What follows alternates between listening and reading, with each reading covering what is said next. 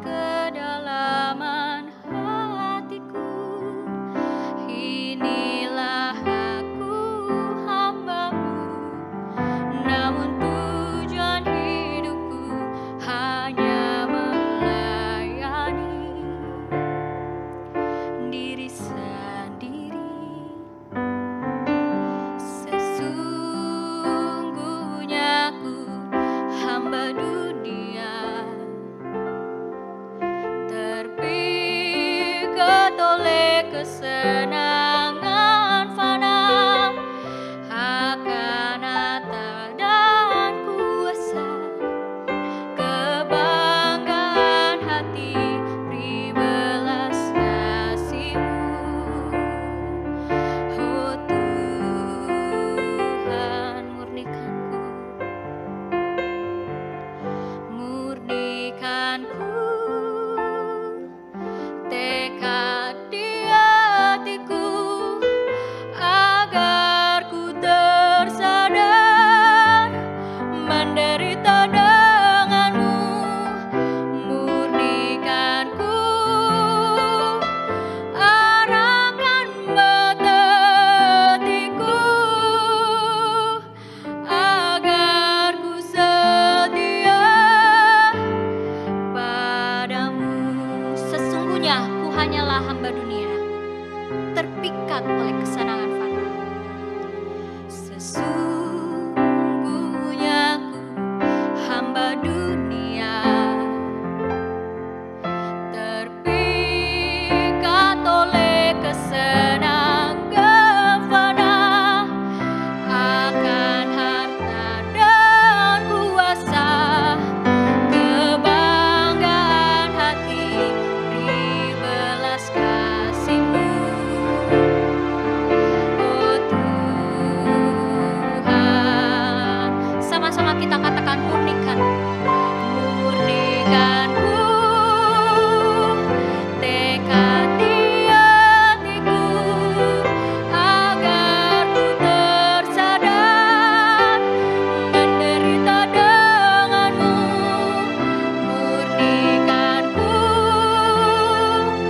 arahkan mata hatiku, agar ku setia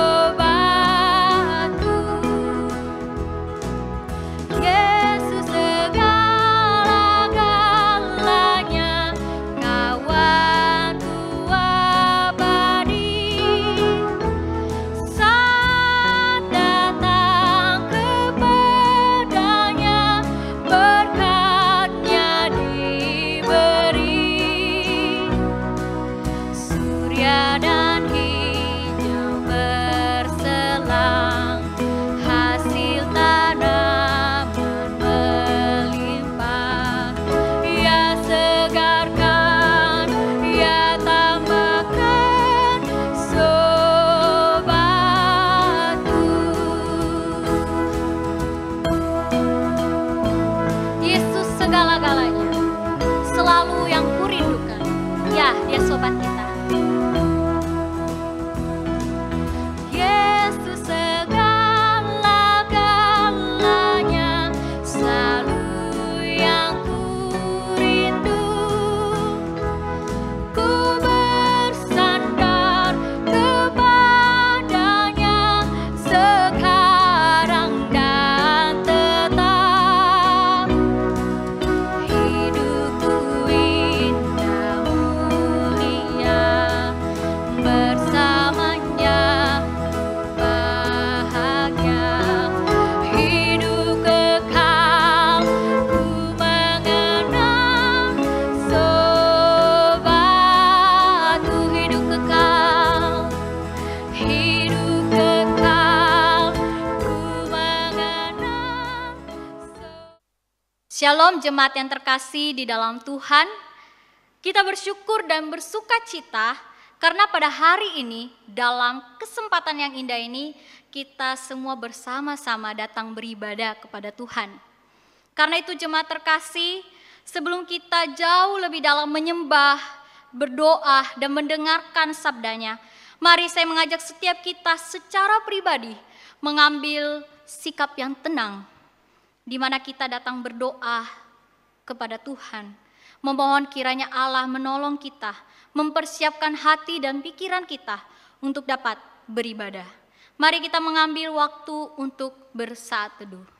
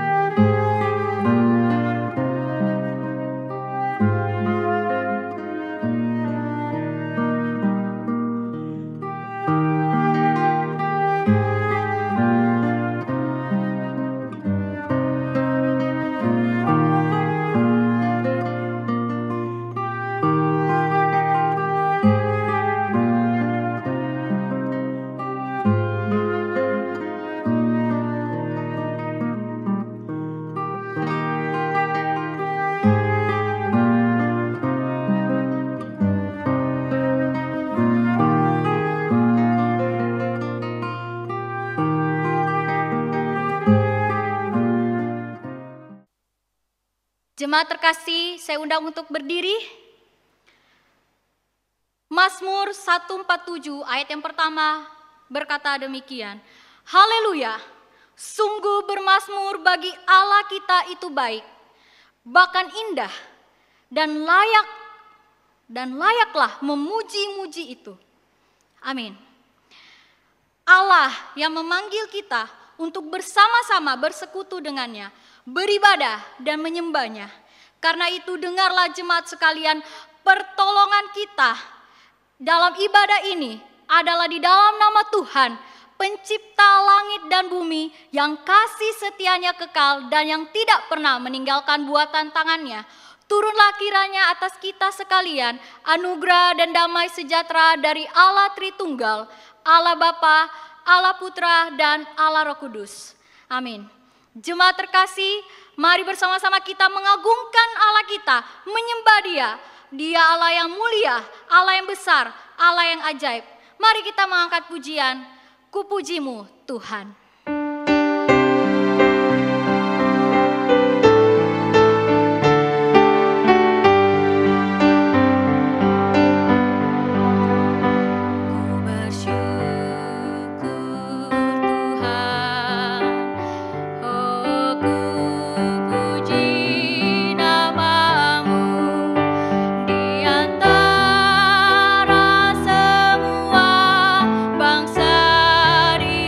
Bumi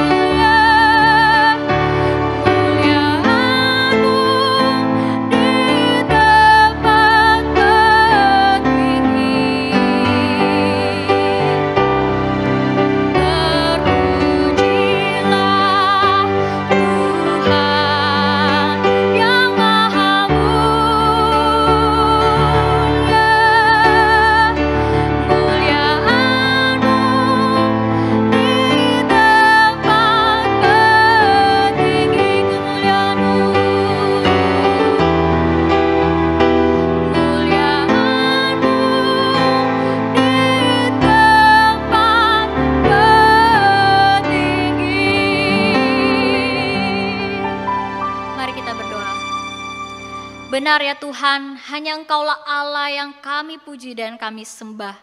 Terima kasih ya Tuhan kalau kami bersama-sama umat-Mu, Engkau panggil di dalam sebuah persekutuan yang indah, di dalam hadirat Tuhan yang kudus. Kami bersyukur Tuhan kami punya kesempatan untuk datang beribadah kepada Tuhan.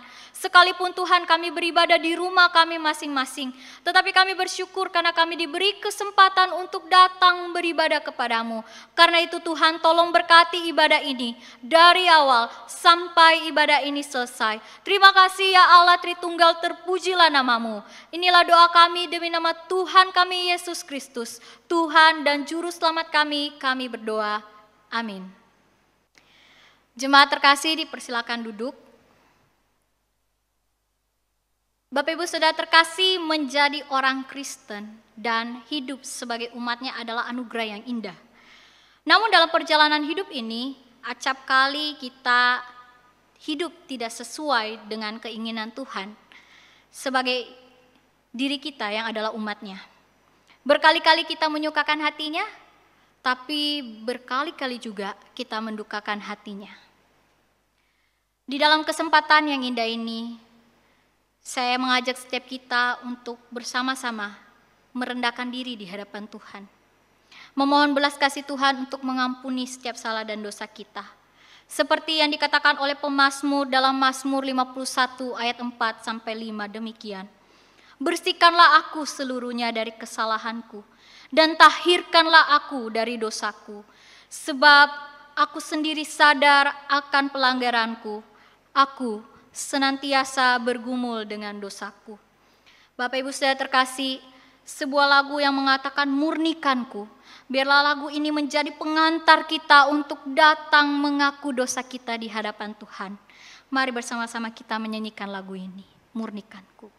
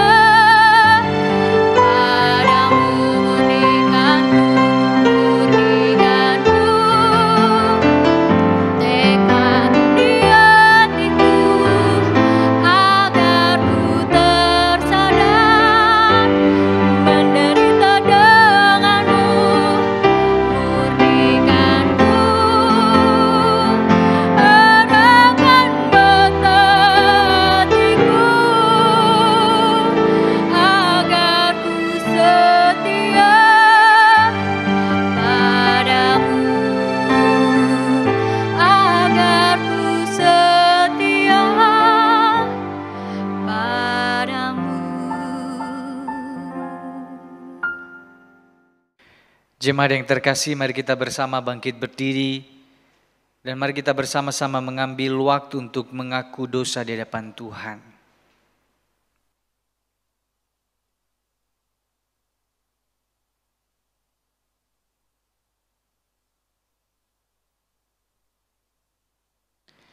Ya Tuhan, kami datang di hadapan-Mu saat ini. Kami mengakui bahwa kami adalah orang-orang yang seringkali melukai dan menyakiti hati-Mu. Kami seringkali tidak melakukan apa yang sesuai dengan kehendak-Mu. Kami mengerti apa yang benar, tapi kami seringkali mengabaikannya. Ampuni kami Tuhan, kuduskan dan sucikan kami. Di dalam nama Tuhan Yesus Kristus, kami berdoa dan bersyukur. Amin. Bapak Ibu saudara-saudari, dengan tetap bangkit berdiri, dengarkanlah berita anugerah dari Tuhan yang terambil dari Efesus pasal 2 ayat 4 hingga ayatnya yang kelima. Tetapi Allah yang kaya dengan rahmat oleh karena kasih-Nya yang besar yang dilimpahkannya kepada kita, telah menghidupkan kita bersama-sama dengan Kristus, sekalipun kita telah mati oleh kesalahan-kesalahan kita, oleh kasih karunia kamu diselamatkan. Jemaat sekalian, dengan tetap berdiri, mari kita meresponi berita anugerah dengan menaikkan pujian kita, penghormatan kita hanya bagi Allah kita. Dan marilah juga kita mempersiapkan hati kita untuk mendengarkan sabdanya. Karena itu Bapak Ibu Saudara terkasih, marilah bersama-sama kita mengangkat satu buah lagu, Penghormatanku.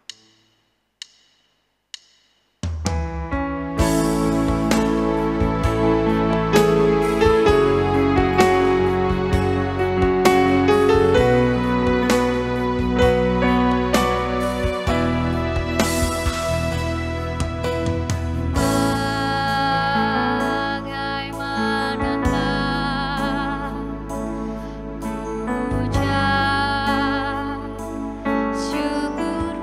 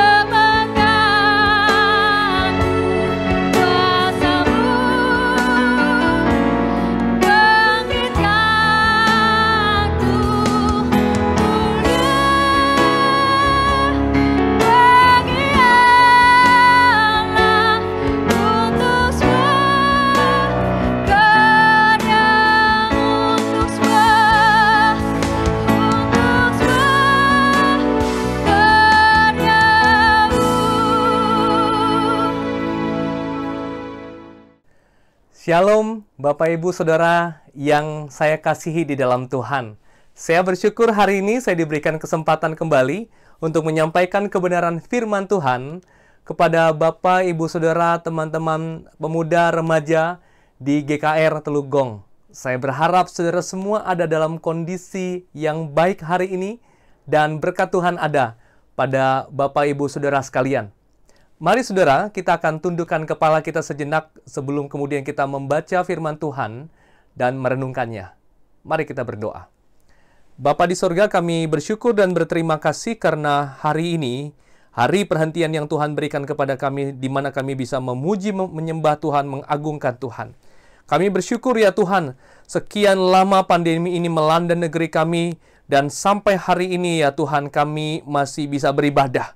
Meskipun dengan cara yang berbeda di rumah kami masing-masing, tetapi kami sadar dan kami percaya bahwa Allah kami tidak bisa dibatasi oleh ruang dan waktu, dan penyembahan kepada Allah yang tidak dibatasi oleh ruang dan waktu itu memungkinkan kami untuk merasakan kehadiran Tuhan juga hari ini. Setiap orang yang mencari Tuhan dengan sungguh-sungguh dengan cara apapun, kami yakin ya Tuhan Engkau hadir baginya. Ya Tuhan, dan tiba saatnya kami akan merenungkan kebenaran firman Tuhan, membacanya. Biarlah kiranya Tuhan menolong kami supaya kami dapat menjadi pelaku dari kebenaran firman Tuhan juga. Hamba-Mu yang penuh dengan banyak keterbatasan, Tuhan yang tolong. Berkati juga semua gadget yang kami pakai dimanapun kami mengaksesnya, biarlah semua dapat berfungsi sebagaimana mestinya. Di dalam dan melalui Yesus Allah yang hidup kami berdoa. Amin. Bapak Ibu, saya mengundang Bapak Ibu untuk membuka Alkitab. Kalau saudara mengaksesnya dari handphone, mari Bapak Ibu ambil Alkitab yang lain, Alkitab buku, untuk saudara bisa buka sehingga kita bisa baca bersama-sama ayat firman Tuhan ini. Demikian juga untuk Bapak Ibu yang mungkin mengakses melalui layar televisi atau laptop, saya mengundang Bapak Ibu untuk mengambil Alkitab atau gadget saudara untuk membuka Ibrani pasalnya yang kelima, ayat 11 sampai 6 ayat 12. Kita akan membaca ayat ini bersama-sama. Bisa jadi, saudara, bisa jadi. Saudara, hari Minggu adalah satu-satunya di mana saudara membuka Alkitab saudara. Sebab itu jangan luangkan waktu ini. Saya sekali lagi mengundang Bapak Ibu untuk dapat membuka Alkitab. Ibrani pasal 5 ayat 11 demikian firman Tuhan. Tentang hal itu banyak yang harus kami katakan, tetapi yang sukar untuk dijelaskan. Karena kamu telah lamban dalam hal mendengarkan. Sebab sekalipun kamu ditinjau dari sudut waktu sudah seharusnya menjadi pengajar, kamu masih perlu lagi diajarkan asas-asas pokok dari penyataan Allah, dan kamu masih memerlukan susu, bukan makanan keras. Sebab barang siapa masih memerlukan susu, ia tidak memahami tentang ajaran, tidak memahami ajaran tentang kebenaran, sebab ia adalah anak kecil. Tetapi makanan keras adalah untuk orang-orang dewasa yang karena mempunyai panca indera yang terlatih untuk membedakan yang baik daripada yang jahat.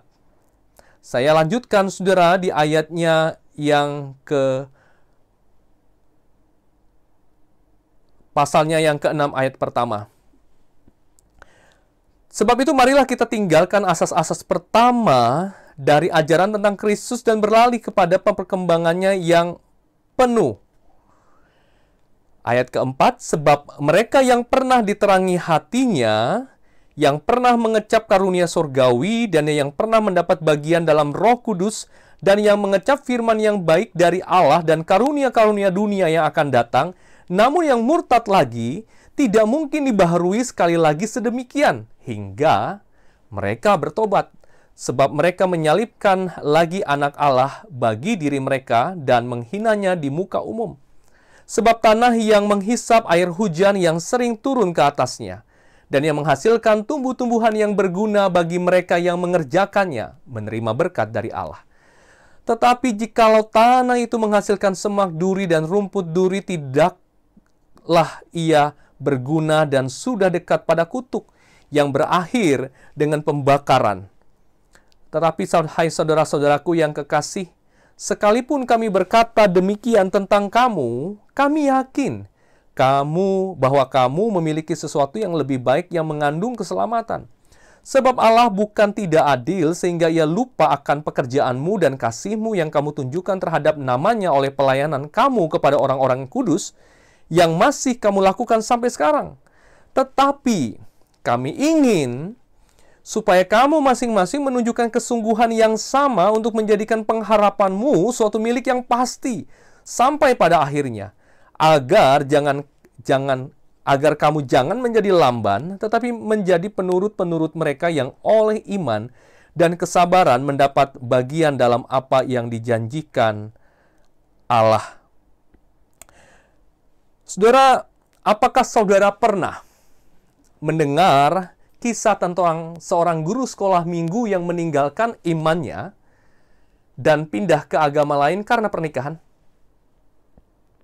Apakah saudara pernah mendengar kisah tentang seorang hamba Tuhan yang pernah dididik di seminari, dia pernah melayani Tuhan dengan giat, dia menyampaikan firman Tuhan yang baik, tetapi kemudian dia meninggalkan iman percayanya, bahkan dia mengakui bahwa saat ini di agamanya yang baru, dia lebih merasakan kedamaian. Saudara, realitanya, kemungkinan kita bisa menemukan orang-orang yang seperti itu. Sehingga kemudian bisa saja kita bertanya, apakah mungkin seorang Kristen yang sejati bisa murtad? Apakah mungkin orang yang sudah punya iman sungguh-sungguh di dalam Kristus, yang sudah tahu bahwa Kristus mati baginya, bangkit baginya, lalu bagi orang itu, apakah mungkin kemudian dia meninggalkan Tuhannya? Saudara, itulah yang mungkin saja bisa terjadi, yang bisa kita kemudian jadi pertanyaan di dalam pikiran kita ketika kita membaca surat Ibrani ini di pasal 5 dan pasalnya yang ke-6. Karena di sana ada kata murtad. Di Ibrani 6 ayat 6 tadi ada kata murtad, saudara. Dan seringkali ini menjadi sebuah pembahasan orang bahwa ini lihat nih, ada orang yang bisa murtad yang meninggalkan Tuhan. Nah, saudara, sebelum kita kemudian menyimpulkan seperti itu, ada baiknya kemudian kita mempelajari firman Tuhan ini dengan lebih teliti sehingga kita tahu apakah mungkin kemurtadan itu terjadi dan dibahas oleh penulis surat Ibrani ini. Mari saya ajak teman-teman untuk kita menelusuri lebih dulu apa yang sebenarnya dikatakan oleh penulis Ibrani ini, saudara.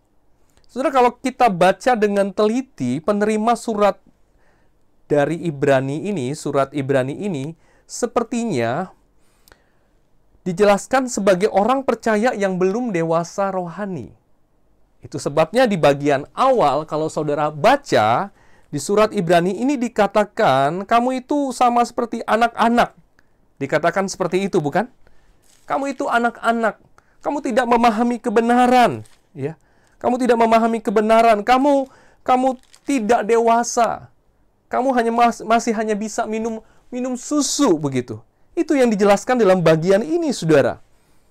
Mereka masih perlu diajarkan A, B, C dari kekristenan. Masih dasar-dasar sekali.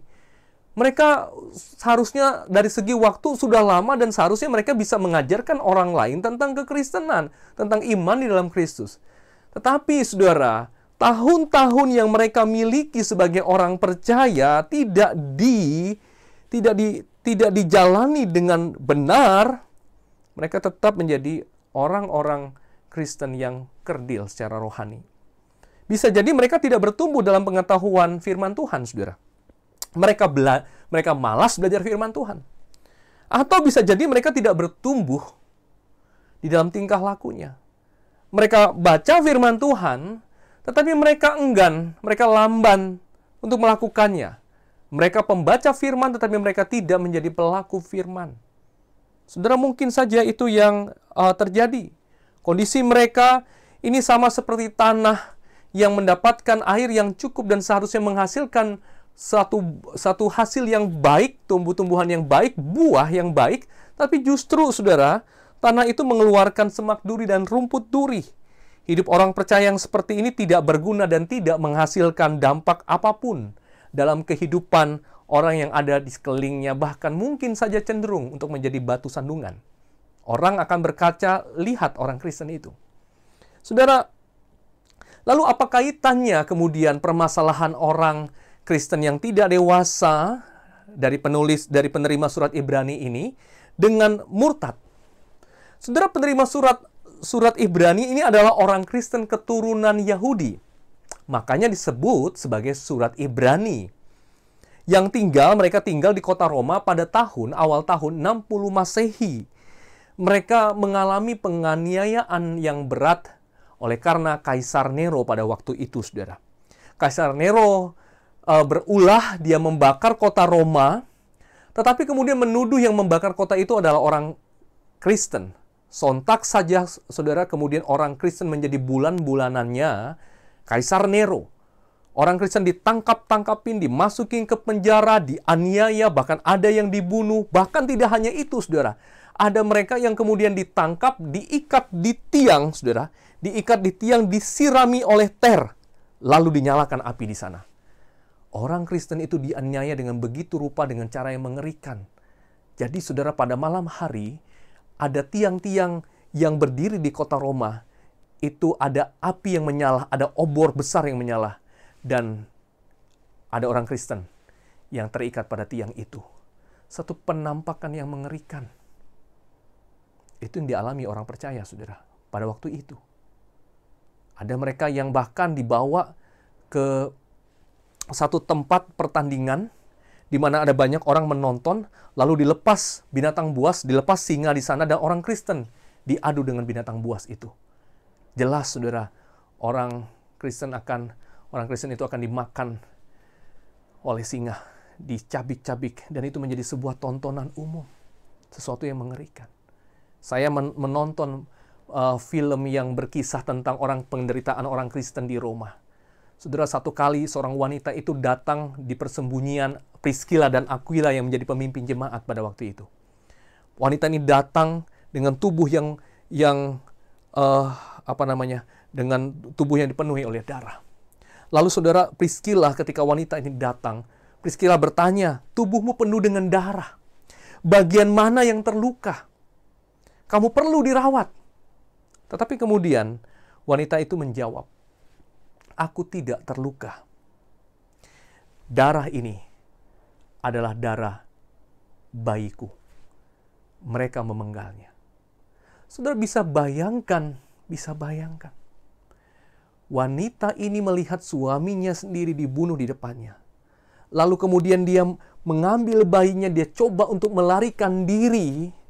Tetapi kemudian bisa jadi bayi itu terlepas dari tangannya atau masih ada di tangannya, saudara. Kemudian pedang dari tentara Romawi itu menyabit, membunuh, memenggal anaknya. Dan darahnya tertumpah di sekujur tubuh ibunya sendiri. Saudara, bisa jadi perempuan ini selamat, tidak terluka. Tetapi saudara, di dalam hatinya, di dalam pikirannya, ada kejadian yang tidak pernah bisa dia mengerti mengapa Tuhan mengizinkan hal itu. Saudara, jika mereka tidak dewasa rohani, mereka tidak bisa menanggung penderitaan yang seperti ini. Kalau mereka tidak sungguh-sungguh dalam iman mereka, kalau mereka tidak bertumbuh menjadi dewasa, mereka menjadi kanak-kanak ketika penderitaan yang dahsyat ini terjadi kepada mereka, yang terjadi adalah mereka dengan gampang meninggalkan imannya kepada Tuhan. Sayangnya, saudara, di dalam jemaat Roma masih ada orang-orang yang tidak dewasa secara rohani. Mereka ini hanya tahu ajaran-ajaran dasar tentang Kristus dan bahkan masih bisa dipengaruhi oleh ajaran-ajaran sesat, saudara. Orang percaya yang tidak dewasa rohani hidupnya, mudah goyah dan bahkan tidak menghasilkan buah, dan kepada orang-orang inilah penulis Ibrani berbicara, saudara. Dan itulah sebabnya penulis surat Ibrani ini menegur mereka dengan keras dan memberitahu bahwa jika mereka tidak bertumbuh dewasa di dalam kerohanian mereka, di dalam iman mereka, di dalam pengharapan mereka, maka bukan tidak mungkin mereka bisa meninggalkan Tuhan. Mereka murtad. Bisa jadi mereka akan menyangkal Tuhan Yesus jika mereka berhadapan dengan penderitaan. Saudara, butuh pondasi yang kuat. Butuh pondasi yang kuat untuk menopang sebuah bangunan yang anti gempa atau bahkan badai sekalipun. Kalau pondasi tidak kuat, saudara, maka yang di atasnya mudah, bangunan itu mudah runtuh. Demikian juga orang Kristen di dalam kehidupannya. Kalau pondasinya tidak kuat, dia tidak mempunyai kesungguhan dalam hatinya tentang imannya kepada Kristus, maka bukan tidak mungkin kemudian ketika badai, ketika penderitaan, ketika kesulitan hidup datang, saudara, dia meninggalkan Tuhan. Dan saya dan saudara tidak terkecuali dalam hal itu. Kalau kita tidak memiliki iman yang sungguh-sungguh kuat, bukan tidak mungkin kita bisa meninggalkan Tuhan. Saudara, apakah mungkin, saudara? Apakah mungkin orang yang sudah pernah mengalami karunia rohani? Apakah mungkin orang yang sudah pernah hatinya diterangi oleh firman Tuhan, yang mengecap kebaikan Tuhan dan pernah menerima bagian dari Roh Kudus, orang ini kemudian meninggalkan Tuhan? Sebab itu penulis surat Ibrani berkata seperti ini. Memang kamu sudah alami semuanya itu, karunia rohani dan sebagainya, tetapi jangan berhenti di sana. Kamu perlu terus menunjukkan kesungguhanmu, sehingga kemudian pengharapan di dalam Kristus itu tetap bertahan sampai pada akhirnya. Dan kita mengikuti teladan dari saksi-saksi iman yang memang mereka kehilangan nyawa mereka, tetapi mereka tidak kehilangan iman mereka. Saudara, orang percaya yang tidak dewasa rohani hidupnya mudah goyah dan bahkan tidak menghasilkan dampak apapun dalam kehidupan orang lain. Tetapi orang percaya yang dewasa rohani menunjukkan kesungguhan bahwa pengharapan yang di dalam Kristus itu tidak sia-sia meski harus berhadapan dengan kesulitan dan penderitaan, saudara. Itulah sebenarnya yang ingin disampaikan oleh penulis surat Ibrani. Sehingga kemudian kalau kita bertanya, apakah mungkin seseorang yang percaya Kristus sungguh-sungguh bisa murtad? Apakah mungkin seorang Kristen yang sejati meninggalkan imannya? Apakah mungkin? Jawabannya adalah apakah mungkin? Kalau orang hatinya sudah diterangi oleh Tuhan, kalau orang sudah mengecap karunia rohani, sudah mendapatkan bagian dalam Roh Kudus, mengecap kebaikan dari firman Allah, bahkan karunia-karunia yang akan datang, itu semua pernah menjadi bagian dalam dirinya, lalu meninggalkan Tuhan. Dengan kata lain, penulis Ibrani ingin berkata begini, sebenarnya sangat sulit sekali untuk orang-orang yang sudah mengalami hal ini dengan sungguh-sungguh, kemudian meninggalkan imannya. Tetapi kenyataannya dia ingin katakan, kalau kamu berhenti di sana saja, bukan tidak mungkin. Bukan tidak mungkin. Saudara, kita memang seharusnya kita yang sudah diterangi hatinya, kita sudah hidup dalam terang, seharusnya tidak lagi kemudian kembali ke kegelapan. Dan semua itu mungkin tidak terjadi kalau orang percaya mau bertumbuh menjadi orang yang dewasa rohani. Mungkin tidak akan terjadi peristiwa kemurtatan itu, meninggalkan Tuhan, tidak akan terjadi pada guru sekolah minggu, kalau guru sekolah minggu, waktu dia mempersiapkan firman Tuhan kepada anak-anak, tidak hanya berpikir ini untuk anak-anak, tetapi dia berpikir juga ini adalah untuk dirinya. Sehingga firman Tuhan yang dia beritakan, yang dia ajarkan kepada anak-anak itu tidak hanya sekedar menjadi sebuah cerita yang sudahlah, ini tugas saya sebagai guru sekolah minggu. Tapi firman Tuhan itu berbicara kepada dirinya lebih dulu. Dia menyelidiki apa maksud ini, apa maksud Tuhan bagi diriku. Sehingga itu yang dia ceritakan kepada anak-anak. Tidak hanya membaca firman Tuhan, cerita dari sekolah minggu itu kemudian sampaikan kepada anak-anak, tetapi firman Tuhan, cerita yang dia sampaikan adalah sebuah kesaksian dari dirinya sendiri, bagaimana firman Tuhan itu mengubah dirinya, saudara. Mungkin tidak akan terjadi kemurtatan jika seorang majelis, seorang pelayan Tuhan, menyadari bahwa pelayanan yang paling utama dalam hidupnya adalah ketika dia tiap hari datang kepada Tuhan. mau datang dan menikmati saat teduh bersama dengan Tuhan. Memiliki hubungan pribadi dengan Tuhan. Tidak mungkin ada seorang hamba Tuhan yang meninggalkan Tuhan jika dia tahu bahwa Tuhan tidak hanya ingin dia menggunakan bibirnya untuk menyampaikan firman Tuhan, tetapi juga menyediakan telinganya untuk mendengarkan Tuhan berbicara kepada dia. Membuka hatinya untuk Allah berbicara kepada dia. Membuka hatinya, membuka dirinya untuk Allah memakai orang lain berbicara kepada dirinya. Orang-orang yang seperti ini akan tahu bagaimana Allah bisa membentuk dari berbagai banyak macam kejadian yang ada. Penderitaan-penderitaan itu tidak akan membuat dia goyah imannya. Kesulitan hidupnya tidak membuat dia goyah hidupnya, tapi justru membawa dia semakin dekat kepada Tuhan. Karena dia tahu bahwa pribadi dan karya Kristus adalah pondasi dalam kehidupannya. Saudara, saya mempelajari sesuatu tentang pertumbuhan yang menyeluruh. Kalau saudara lihat di slide yang ditampilkan di layar saudara, maka pondasi yang pertama di dalam pertumbuhan menyeluruh itu adalah pribadi dan karya Kristus. Lalu di layar kedua, saudara, itu adalah hubungan pribadi dengan Tuhan. Pertanyaan saya, saudara, mengapa hubungan pribadi dengan Tuhan itu menjadi layer pondasi kedua, dan bukan pengajaran, bukan pelayanan, bukan karakter yang menjadi pondasinya? Mengapa?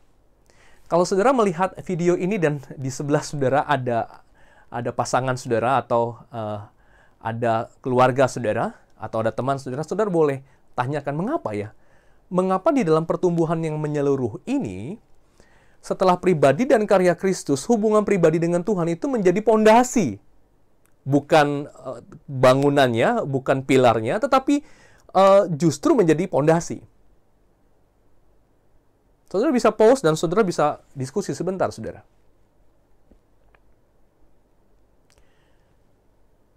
Dan saudara, saya merenungkan bagian ini, mengapa HPDT, hubungan pribadi dengan Tuhan, menjadi pondasi dalam kehidupan orang percaya setelah pribadi dan karya Kristus? Jawabannya adalah karena orang percaya perlu menjadikan pribadi Kristus betul-betul pribadi baginya. Karya Kristus betul-betul menjadi sesuatu yang nyata dalam kehidupan pribadinya. Dan Allah Tritunggal baginya bukan sesuatu yang jauh di sana, tetapi dekat di dalam hatinya, di dalam kehidupannya. Dia punya sebuah pengalaman bagaimana Roh Kudus itu berbicara kepada dia. Bagaimana Roh Kudus juga mungkin memakai hati nurani untuk mengatakan sesuatu kepadanya.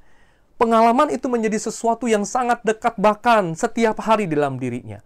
Apakah waktu dia ada di dalam kamarnya, waktu dia sedang berdoa, dan waktu dia sedang berdoa, Allah juga berbicara sesuatu dalam hati nuraninya. Atau mungkin waktu dia membuka Alkitab, Allah berbicara melalui firman-Nya, dan dia tahu firman Tuhan pagi itu yang dia baca adalah untuk dirinya. Dan kemudian dia bergumul dengan Tuhan untuk melakukan kebenaran firman itu. Itu sesuatu yang bersifat pribadi, saudara.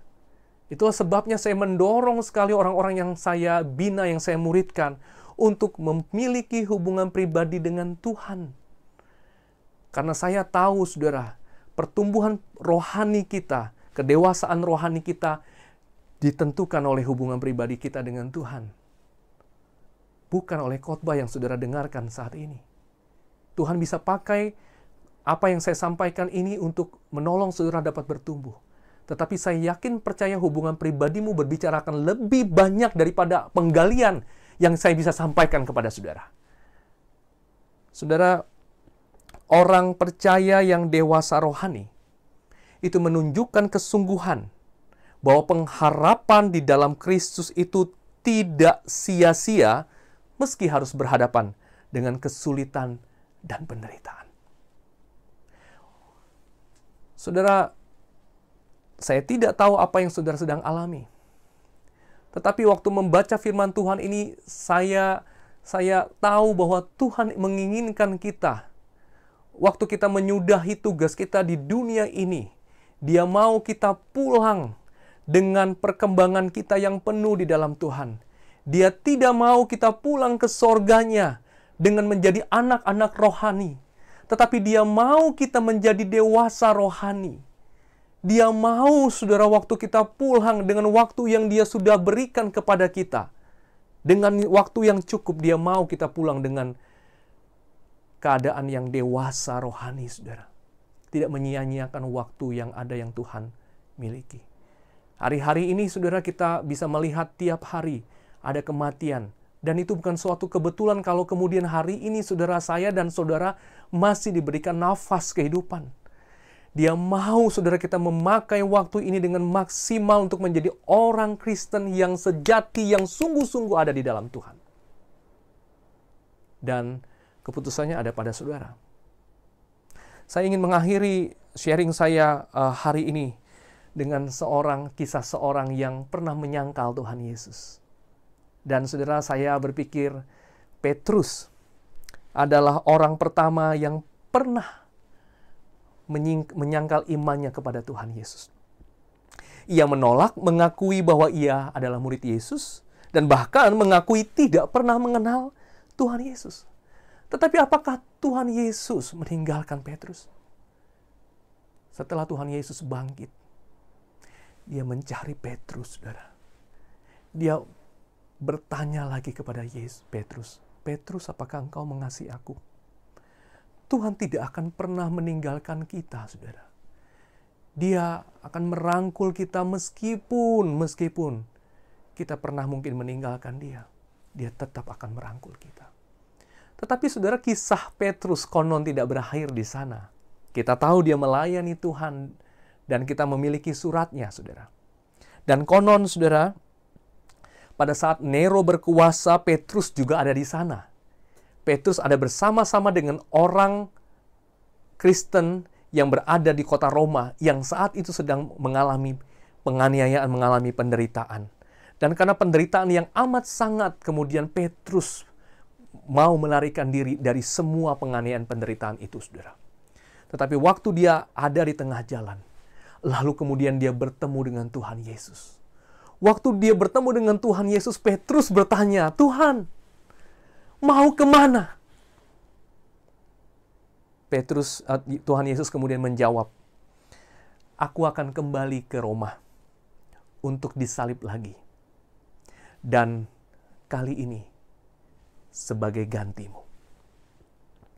Saudara, Petrus kemudian tidak jadi melarikan diri. Dia kembali ke kota Roma. Dia kembali kepada jemaat yang teraniaya itu. Dia kembali menguatkan jemaat di sana, melayani kembali di sana sampai akhir. Dia kemudian mati sebagai martir, mati sebagai saksi Kristus. Dia membuktikan bahwa pengharapan yang dia miliki di dalam Kristus tidak sia-sia. Dia kehilangan nyawanya, tetapi dia tidak kehilangan imannya kepada Tuhan. Saudara, saya rindu bahwa itu juga yang terjadi kepada kita hari ini, saudara. Tapi pertanyaannya adalah, maukah hari ini kita mengambil keputusan untuk menjadi orang percaya yang bertumbuh dewasa? Maukah hari ini saudara-saudara yang memang sudah lama jadi orang Kristen tetapi tidak pernah mau belajar firman Tuhan dengan lebih mendalam? Maukah hari ini saudara mengambil keputusan untuk kemudian lebih serius membaca Alkitab? Saudara yang tidak pernah membaca Alkitab dari awal sampai akhir, maukah saudara mengambil Alkitabmu dan membaca tahun ini? Kamu punya komitmen untuk membaca selesai firman Tuhan. Atau mungkin saudara pernah menyelesaikan Alkitab, tapi saudara rasa perlu mendalami satu bagian lebih dalam lagi. Datanglah kepada hamba Tuhanmu dan tanyakan bagaimana saya bisa membaca surat Ibrani dengan lebih baik, surat Petrus dengan lebih baik. Ada buku-buku yang mungkin saudara akan pakai untuk menjadi pegangan, untuk menjadi pedoman saudara. Untuk saudara yang mungkin tidak punya waktu, sangat sibuk untuk memiliki saat teduh bersama dengan Tuhan, saudara ambil komitmen untuk kemudian bersaat teduh tiap hari. Saudara bisa bersama dengan orang lain untuk ada pertanggungjawaban, ada accountability. Sama-sama bersaat teduh, saudara. Tiap pagi, tidak hanya sekedar lewat 5 menit, Tapi saudara memakai waktu yang lebih lama untuk membiarkan Allah berbicara kepadamu. Kalau di luar sana, saudara, ada orang-orang yang bermeditasi demi kesehatan mentalnya, saudara. Tapi maukah saudara menjadikan waktu untuk berdoa? Bukan untuk kesehatan mentalmu saja, tetapi saudara mau merasakan hadirat Tuhan, membentuk hari-harimu tiap-tiap hari.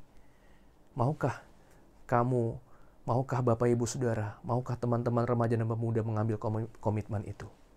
Dan mungkin saja saudara, ada saudara yang mau mengambil satu komitmen untuk melayani Tuhan lebih lagi. Saudara sadar bahwa di kala pandemi ini, saudara Tuhan pelihara karena Tuhan mau. Dia mungkin menyerahkan dirimu, menyerahkan waktumu, menyerahkan apa yang kau miliki untuk kemuliaan bagi nama Tuhan, untuk pelayanan di gereja. Saudara lakukan. Karena itu adalah bukti di mana kita tidak mau hanya menjadi orang yang anak-anak rohani, tapi kita mau bertumbuh dewasa di dalam Tuhan. Kiranya Tuhan menolong kita. Mari kita berdoa. Bapa di sorga, terima kasih untuk firman-Mu yang hari ini menolong kami untuk dapat mengerti, memahami bahwa murtad tidak menjadi bagian dalam kehidupan kami kalau kami mau bersungguh-sungguh menghidupi hidup kami di dalam Tuhan. Kami mau bertumbuh tidak menjadi hanya anak-anak rohani, tapi kami mau bertumbuh menjadi seorang yang dewasa rohani. Tuhan tolong kami, berkati kami. Biarlah kami dapat sungguh-sungguh mempertahankan iman kami dan bertumbuh di dalamnya, sehingga nama Tuhan dipermuliakan pada waktu kami pulang ke rumah-Mu yang baka itu. Terpuji nama-Mu Tuhan, dalam nama Tuhan Yesus kami berdoa. Amin. Jemaat yang terkasih, mari kita bersama-sama bangkit berdiri dan mari kita menaikkan doa-doa syafaat kita. Mari kita bersama-sama membuka suara kita berdoa untuk Indonesia.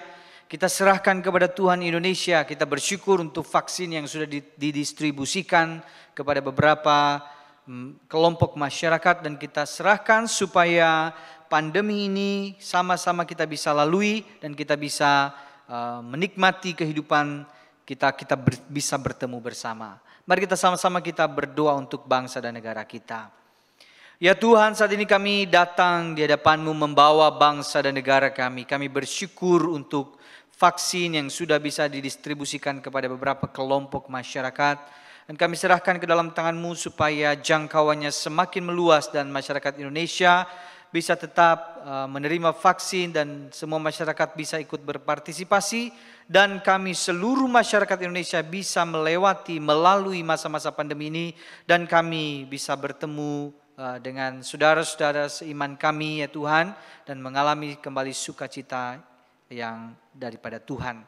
Kami menyerahkan bangsa ini ke dalam tangan-Mu juga di dalam pemulihan ekonomi. Supaya bangsa ini bisa segera bangkit dari keterpurukan ekonomi sebagai dampak pandemi ini. Terima kasih Tuhan, ini doa kami. Dalam nama Tuhan Yesus kami berdoa, amin.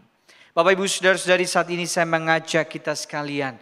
Hari ini mungkin ada engkau yang sedang bergumul, ada dalam masalah, engkau sedang berbeban berat.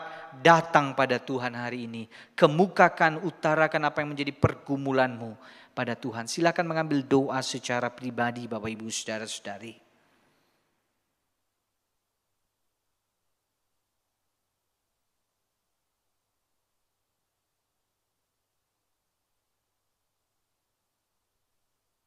Ya Tuhan, hamba-Mu berdoa untuk setiap jemaat-Mu yang saat ini sedang bergumul di dalam kesehatan mereka. Kiranya Engkau yang ada bersama dengan mereka, Engkau sembuhkan mereka ya Tuhan.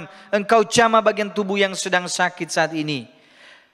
Hamba-Mu juga berdoa untuk setiap jemaat-Mu yang saat ini sedang mengalami kesusahan secara ekonomi. Engkau yang cukupkan kebutuhan mereka. Ya Tuhan, hamba-Mu berdoa juga untuk setiap jemaat-Mu yang sedang mengalami kesedihan hati. Karena mengalami persoalan-persoalan kehidupan di dalam keluarga, di dalam pekerjaan mereka. Ya Tuhan, tolong sertai, berkati mereka, kuatkan dan topang mereka di dalam segala pergumulan-pergumulan yang mereka alami saat ini. Hamba-Mu berdoa untuk setiap jemaat-Mu dari anak-anak, remaja, pemuda, dewasa, orang-orang senior, orang-orang tua, kami serahkan ke dalam tangan-Mu. Engkau yang bersama dan menyertai setiap jemaat-Mu ya Tuhan. Ini doa kami yang kami naikkan hanya di dalam nama Tuhan kami Yesus Kristus yang sudah mengajarkan kami berdoa. Bapa kami yang di sorga, dikuduskanlah namamu, datanglah kerajaanmu, jadilah kehendakmu di bumi seperti di sorga. Berikanlah kami pada hari ini makanan kami yang secukupnya, dan ampunilah kami akan kesalahan kami, seperti kami juga mengampuni orang yang bersalah kepada kami. Dan janganlah membawa kami ke dalam pencobaan, tetapi lepaskanlah kami daripada yang jahat. Karena Engkaulah yang mempunyai kerajaan dan kuasa dan kemuliaan sampai selama-lamanya. Amin. Bapak Ibu Saudara-saudari, dengan tetap bangkit berdiri, mari kita bersama dengan seluruh gereja di segala abad dan zaman, kita mengikrarkan pengakuan iman kita kepada Tuhan. Pengakuan iman rasuli.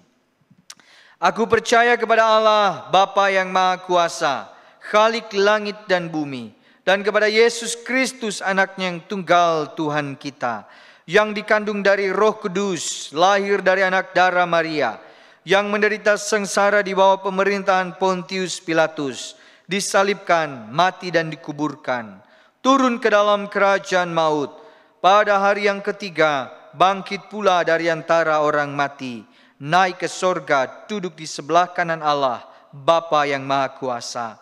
Dan dari sana ia akan datang untuk menghakimi orang yang hidup dan yang mati. Aku percaya kepada Roh Kudus, gereja yang kudus dan am, persekutuan orang kudus, pengampunan dosa, kebangkitan tubuh dan hidup yang kekal. Amin. Jemaat dipersilahkan duduk. Jemaat terkasih, kita akan bersama-sama memberikan persembahan kita.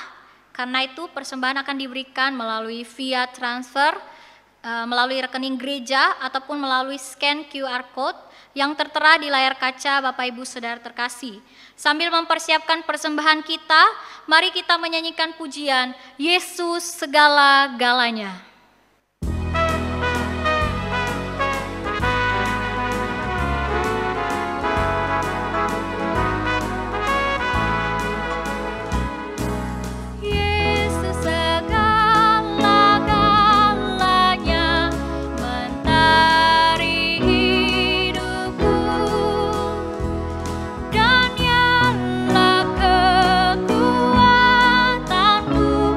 Penolong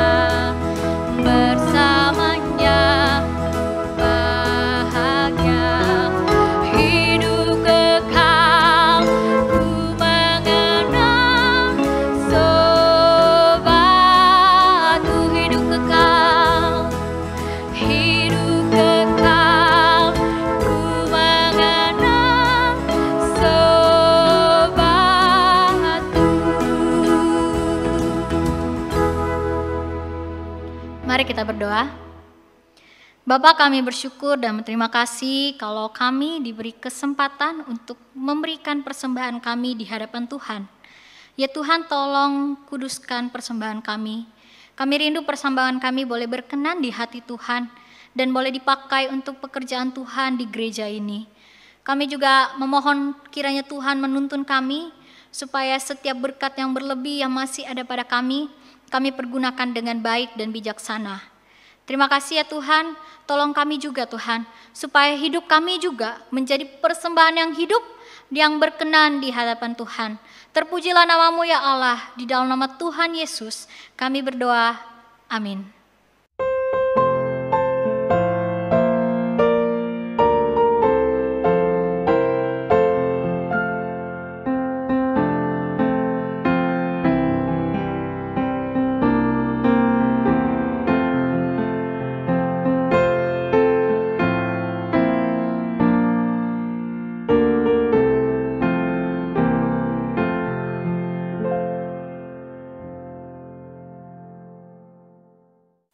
Shalom, jemaat dikasihi oleh Tuhan. Kami segenap hamba Tuhan dan majelis mengucapkan selamat ulang tahun bagi Bapak Ibu Saudara yang berulang tahun di dalam minggu ini. Kiranya Tuhan Yesus memberkati masa depan Bapak Ibu Saudara sekalian. Kami segenap hamba Tuhan dan majelis juga mengucapkan terima kasih sebesar-besarnya kepada Guru Injil Roni Lee yang telah melayani kebenaran firman Tuhan hari ini. Kiranya Tuhan yang akan terus memberkati pelayanan dan keluarga Bapak Guru Injil Roni Lee.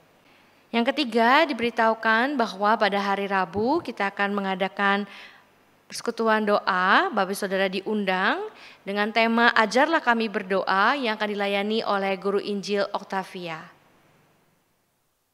Yang keempat, pada hari Minggu tanggal 28 Maret, kita akan bersama-sama memperingati Minggu Palem, Minggu sebelum Paskah yang akan dilayani oleh Pendeta Yuzo Adinarta yang dengan tema Yesus dielu-elukan di Yerusalem. Kiranya setiap kita boleh mempersiapkan diri di dalam kebaktian ibadah hari Minggu nanti. Dan hari Minggu juga akan diadakan perjamuan kudus yang akan dipimpin oleh Pendeta Yanfantius Tulai. Bagi jemaat yang akan mengikuti perjamuan kudus ini, kiranya dapat mengambil anggur dan roti perjamuan di tata usaha gereja pada jam kantor. Dan terakhir, diberitahukan kepada jemaat, pada hari ini jam 2 siang akan diadakan pemberkatan pernikahan antara Guru Injil Yunus Septifan Harefa dengan Guru Injil Marcelina. Kiranya jemaat dapat mendukung di dalam doa dan dapat menghadiri akan pemberkatan nikah ini secara live streaming. Link nanti akan diberikan di dalam grup jemaat. Sekian warta hari ini, kiranya Tuhan Yesus memberkati. Jemaat yang terkasih, mari kita bersama bangkit berdiri. Biarlah segala kemuliaan hanya untuk Allah Tritunggal. Doksologi.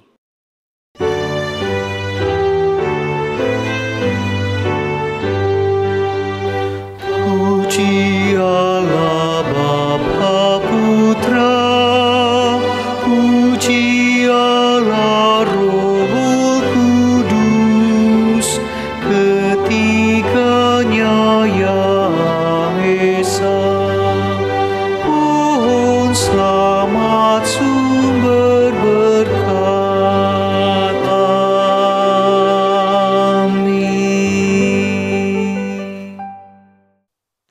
Jemaat terkasih, mari kita bersama mengarahkan hati dan pikiran kita kepada Tuhan. Dan ingatlah bahwa kita harus terus berjuang untuk menjadi orang Kristen yang sungguh-sungguh, orang Kristen yang sejati. Dan mari kita bersama menerima berkat yang daripada Tuhan. Kiranya kasih Allah Bapa yang tidak berkesudahan, kasih yang Ia nyatakan di dalam diri anaknya Yesus Kristus, dan kasih di dalam persekutuan dengan Allah Roh Kudus, menyertai saya dan Bapak Ibu saudara-saudari sekalian dari sekarang sampai selama-lamanya. Amin.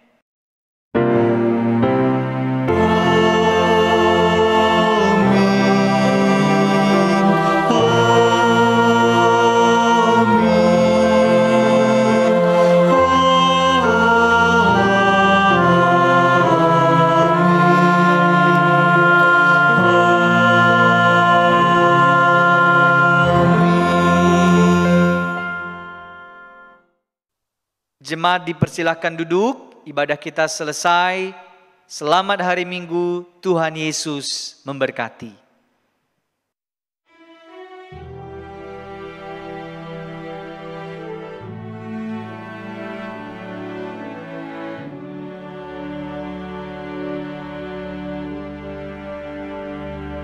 Kiranya